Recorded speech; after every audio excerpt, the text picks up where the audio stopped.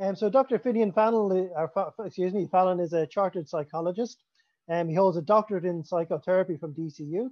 And in 2018, he completed a widely reported survey of 2,000 Irish police exploring trauma prevalence and wellbeing issues among frontline police officers in Ireland. And his doctoral dissertation explored the future of psychotherapy in Ireland. And he's a number of other academic works to his credit, including the presentation of the BACP Research Conference. And he's interested in developing research that provides practical clinical benefits, which is probably why we're interested in talking to tonight, and to bring together the science and art of psychotherapy.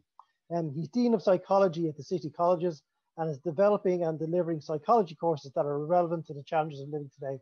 And with that, we're very welcome. Thank you very much to welcome Finian Fallon to our conference here today. Thanks very much, Ken, and everyone else. And just to give you a bit of an additional bit of background, I also work with the obesity team in St. Vincent's Private Hospital, the bariatric team there, where I do assessments on patients who are going for bariatric surgery. So I suppose that's where the interest in ADHD and obesity kind of overlaps to some extent. So I'm just going to try and share my screen if that's okay. See if I can go ahead, yep. So the dreaded slides, sorry about that. We'll try and make it as painless as possible. Hope you can see that okay. Yep. There's Ned Hallowell. Hello, Ned. I've just started following you on TikTok. Sorry, yeah.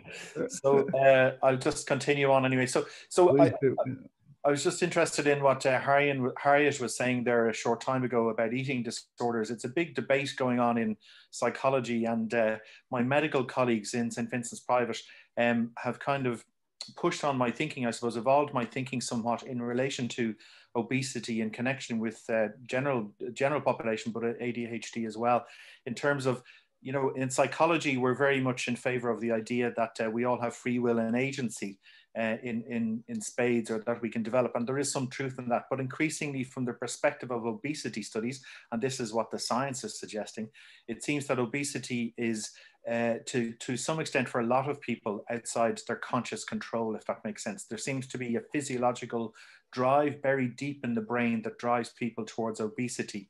And while some diets may work for some people, most diets don't work for most people. And as we get older, it's harder and harder to lose weight. And more importantly, it's harder and harder to keep weight off when we do lose it. There seems to be a set point for our weight that, again, it's a theoretical view, this one, but it is in the science. And it's led to us treating obesity from a medical perspective as a disease that's treatable to some extent for many people. And one of the most effective treatments for that is, unfortunately, for good or bad, bariatric surgery. But I'll talk specifically to ADHD in relation to obesity. One of the things we're noticing, you may have heard the quarantine 15 that people are talking about, jokingly somewhat, but it's a real measure of people's suffering in terms of a lot of people are putting on weight. Some people are losing weight and getting fitter, but a lot of people are finding they're eating a lot more. And I suppose from my perspective, one of the most fundamental things I talk about in the clinic with many clients is the idea that our current suffering will always pass, and that this is a temporary kind of blip, if you like, in our history, notwithstanding a huge evolution perhaps in our history, but it's a very important to remember that this will pass, and sometimes we need to remind ourselves of that.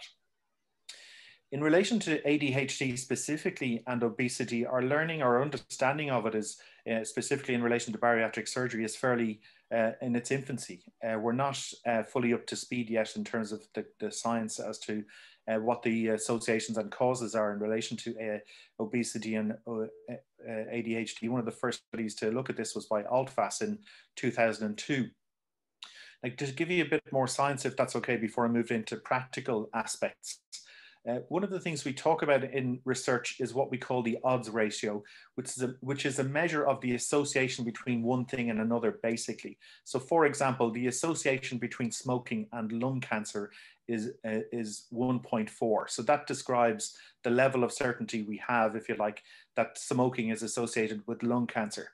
Some people describe the 1.4 ratio as a kind of a tipping point for when social policy should be changed to address these issues. So, for example, in Ireland, we were one of the first countries in the world to ban smoking in pubs and stuff like that, and it's had a good effect on our health. So that's, if you like, the cutoff point is 1.4.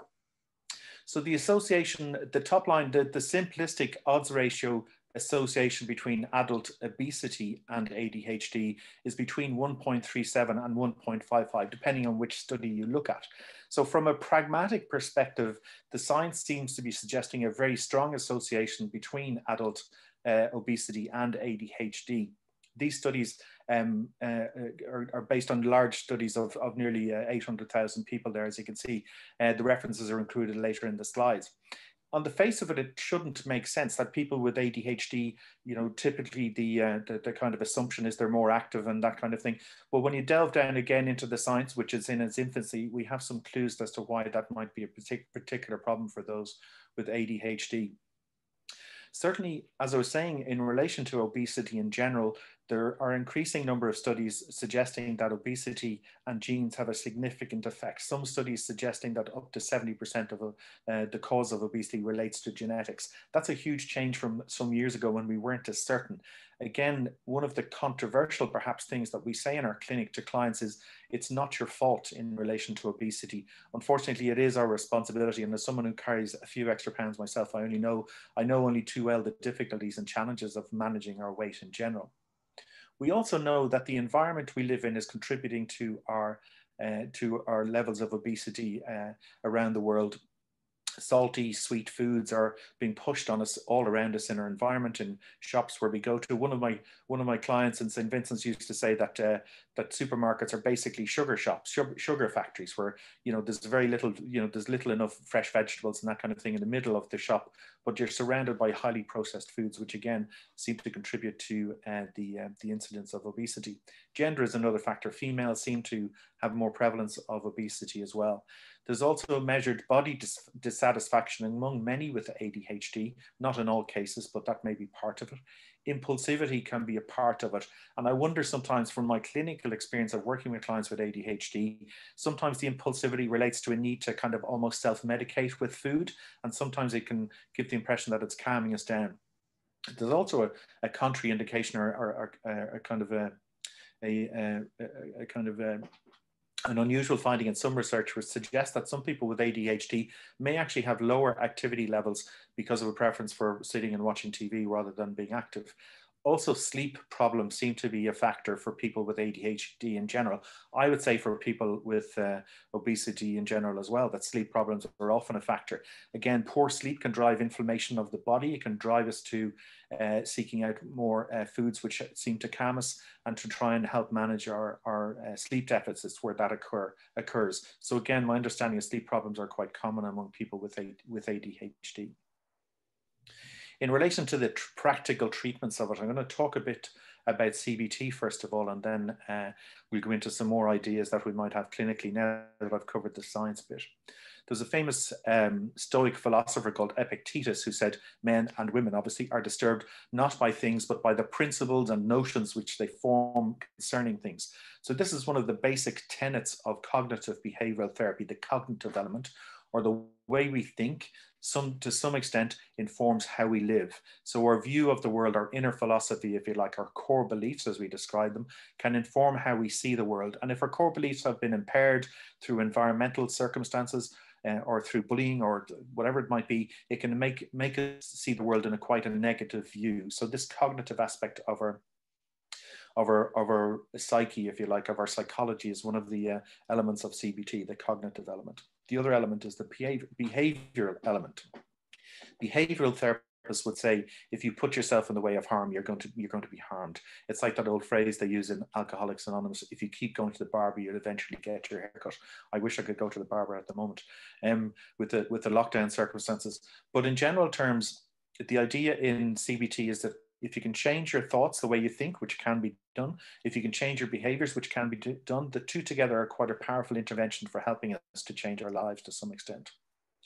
Briefly, then, this is a cognitive or CBT model of ADHD. It impairment, obviously, because generally people don't come for therapy if they're happy with their lives. But it basically gives us a summary of the kind of the processes that we think are involved from a cognitive behavioral perspective in relation to ADHD impairment. We know that basically there are impairments or difficulties in relation to attention, inhibition, and self-regulation, and impulsivity. We're reluctant in some senses even to use the word impairment because not all people with ADHD suffer from impairment throughout their lives. There's a lot of gains and benefits and adaptive aspects of ADHD for a lot of people who've been diagnosed with it. But in terms of how this works, in terms of how these elements interact, where the possibilities for these impairments, if you like, where they interact with the failure to kind of organize things or to plan things or to manage or procrastination or avoid things, etc., that in turn can feed into functional impairment. If you also take into account dysfunctional cognitions and beliefs, as I've just spoken about, that can also feed into other mood disturbances such as depression, guilt, and anxiety and anger, etc. And this can then over time feed into a kind of a circular process, a self-fulfilling process of underachievement and difficulty and impairment effectively in the lives of those people with ADHD. And that can also impact people's experience of obesity and ADHD as well, I would say, from a clinical perspective. There's an old teaching sort of example we use in teaching CBT. And the idea is when you're walking down the high street and someone you know walks by without acknowledging you, we often ask students why that might be, what possible reasons, if you were looking at it from a negative perspective or a positive or a constructive perspective, why might that be? So generally speaking, the way we see the world, or even how much sleep we've had, for example, can inform how we react to the world, if that makes sense. So some people might have a negatively tinged appraisal of the world, whereas other people might have a more optimistic view of someone ignoring them, for example. So someone might say, oh, he must be tired and busy. Sure, he's too busy to talk to me. Whereas someone might say, oh, I must have offended them or something like that, and they're ignoring me. So again, we can see how the philosophy we are engaged with or that we've acquired during our life can inform how we see the world. So in effect, the cognitive model of our psyche or our psychology suggests that we filter everything through our philosophy, our core philosophy, if you like, and that in turn can lead to emotions and also behaviors. In essence, then, the model of CBT suggests that our thoughts, our behaviors, and feelings all interact back and forth and among each other in order to result in whatever outcomes there might be, including overweight for some people. Many of us will experience negative automatic thoughts. Some people call them ANTs, A-N-Ts, automatic negative thoughts, which is a good way of looking at things, I think, in some ways, in terms of having ants in our brain. And sometimes we have this kind of stream of thoughts that we don't pay attention to, and they may be specific and a kind of a habit of thinking. We know from some brain studies that our way of thinking becomes kind of somewhat hardwired in our brain, but thankfully our brain has some plasticity, and so we those poor habits of thinking through repetition with opposing beliefs, if that makes sense. So that's an indication. That's one of the methods we use in CBT, is to get people to think of alternative ways of looking at the world rather than the ones they've grown up with or learned through whatever experiences they've had. Another thing we will do, as I say, in terms of cognitive behavioral therapy is the behavioral aspects. And this is a typical activity diary that you might get clients to fill out in sort of hindsight, but also foresight in terms of planning ahead for the week.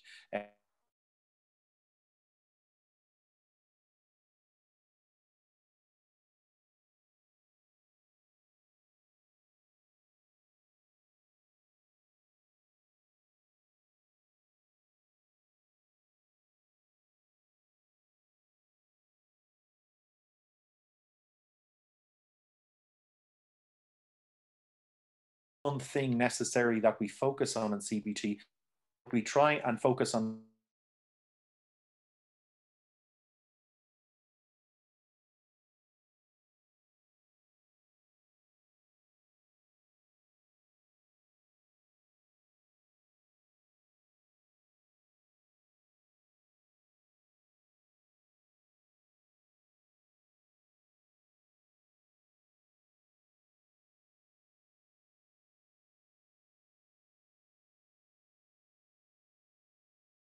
foods. So in summary then, our thoughts, behaviors, and feelings,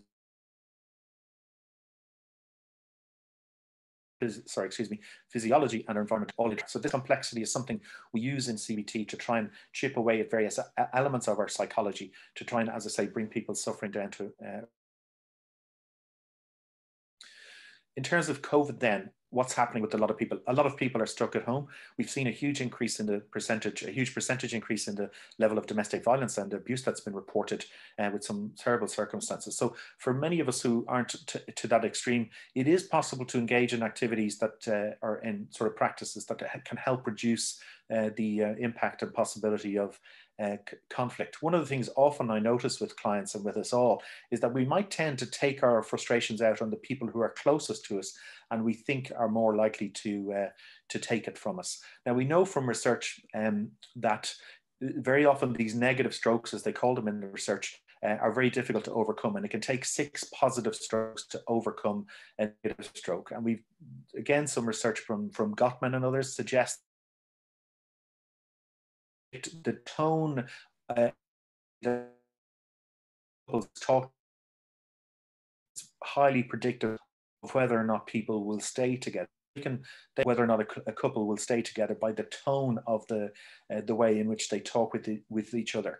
And very often it's not the actual content or issues, but the quality and respect that people speak to each other with. That's important, because in fact most issues and differences in relationships persist over time, and people in relationships will kind of weave in and out of their commitment and engagement with the relationship over time, which is completely normal. But certainly issues persist in relationships, and a lot of staying in a relationship, I think, is about counting to 10. No, I'm joking. A lot of a relationship is I think in relation to the choice to commit to another person and working around that. Some of the ideas we have in relation to dealing with conflict does include managing conflict. It does include the idea of counting to 10, or even leaving a room and not following your partner if they ask for a timeout. Some clients have but it does work effectively, and it's recommended again by some interventions. So agreeing a red card system, or even an amber yellow card system with your partner can be a way of making a bit of joke out of conflict, but also being assertive and boundaried around conflict as well.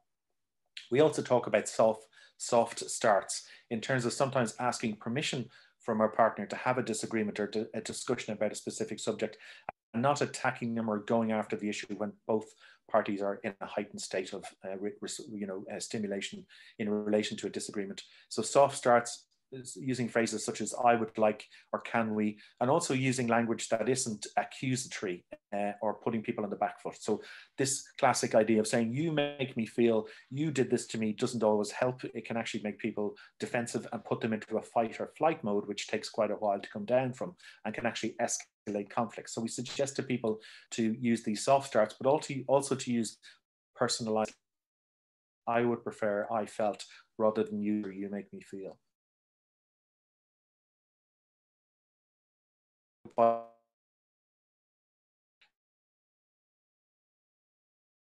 Face the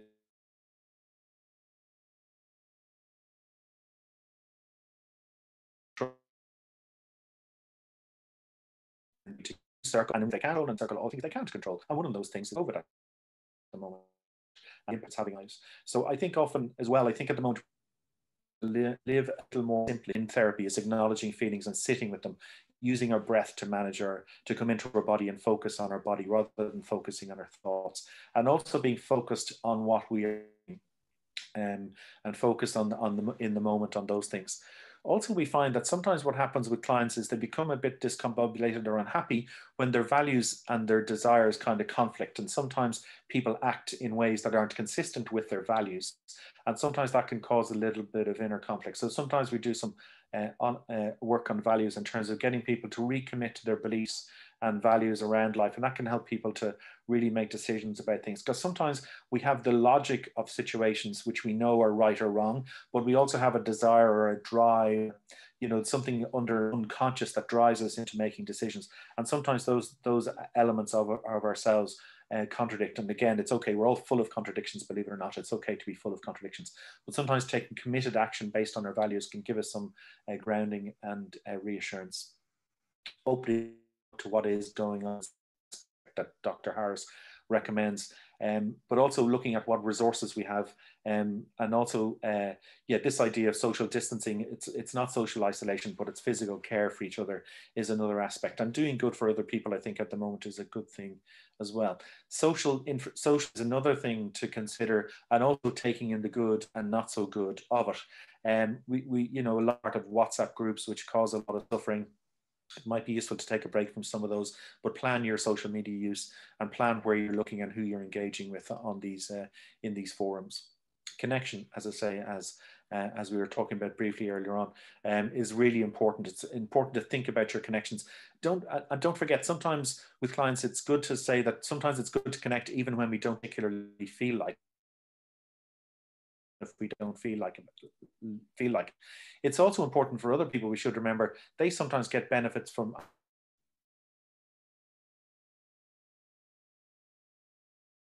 Sometimes it's reach out to people, helping and connecting with other people is also a good way of helping us. The quality of relationships in general is a good prediction of the quality of our lives in general.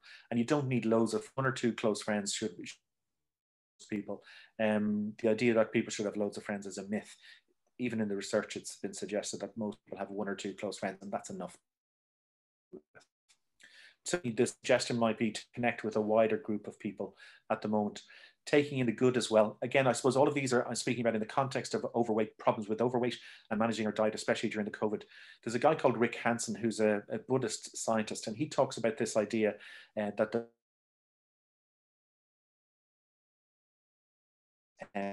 negative prey of our life stick to the body like Velcro, whereas positive experiences wash the body, walk through a sieve.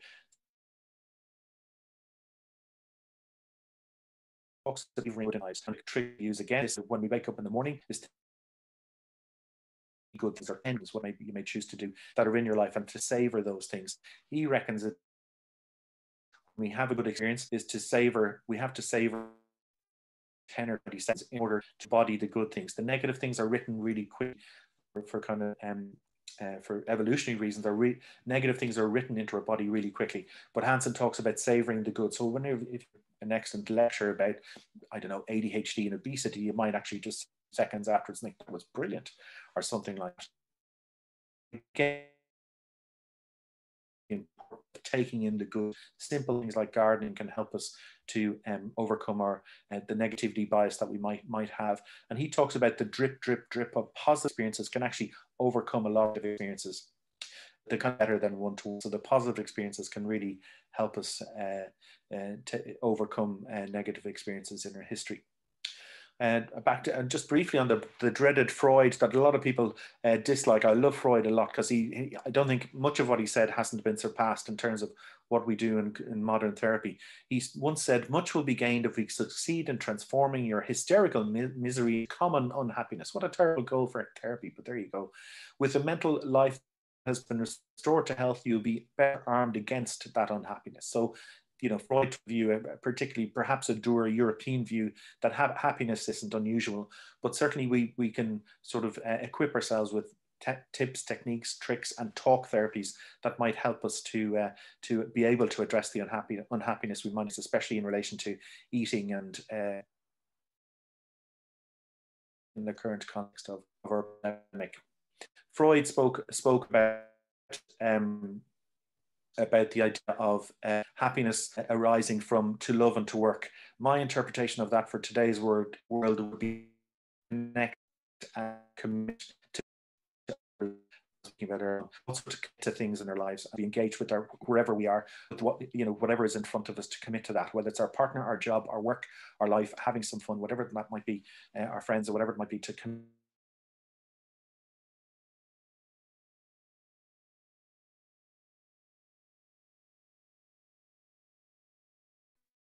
ADHD in general terms, this is between ADHD and obesity in the bariatric clinic. We see it in general populations as well, but there's a lot of aspects we can look at in terms of attacking those issues and overcoming them.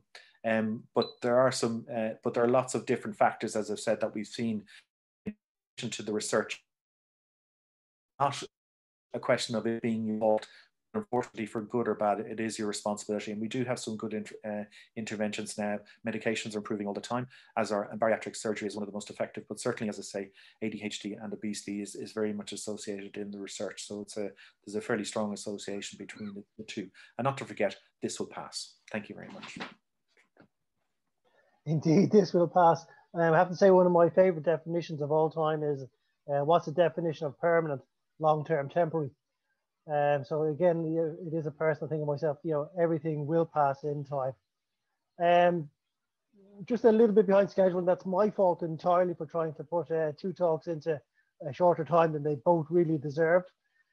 So again, we maybe just go straight to Ned Halliwell now, who's going to do our closing address on the family and ADHD. Yeah, this will pass. I think it's an idea that's shared among different traditions over many years, Ken. So yeah, absolutely, nothing is permanent, is it? No, absolutely nothing. Apart from death and taxes, perhaps. Yeah. As I say, thanks Tara for pointing it out. I'm back. As I was saying, that my internet comes and goes for some strange reason. I don't know what it is. But thank you very much for that. As I say, I don't know what I say my favorite definition there was, but we got that. So thank you very much for that. We're just saying a little run bit behind schedule now, and that I say was my fault entirely, for trying to put 2 very important talks into a much shorter time than they really, really deserve. And it's probably is something we do need to come back to on a regular basis.